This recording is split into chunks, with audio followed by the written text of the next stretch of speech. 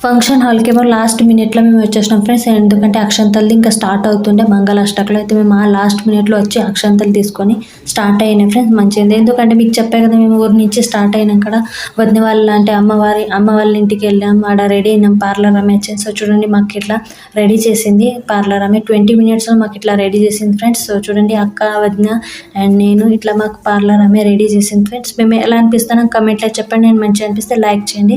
పార్లర్‌లో ready అవ్వడం first time friends. ఎందుకంటే అన్నయ్య పెళ్ళిలో కూడా మేము పార్లర్ ఆమెతో రెడీ కాలేదు ఫ్రెండ్స్. మేమే నేను అక్క సింపుల్‌గా రెడీ అయింటిమి. అయితే అందుకే మాకు కొంచెం అన్‌కంఫర్టబుల్‌గా అనిపిస్తుండే.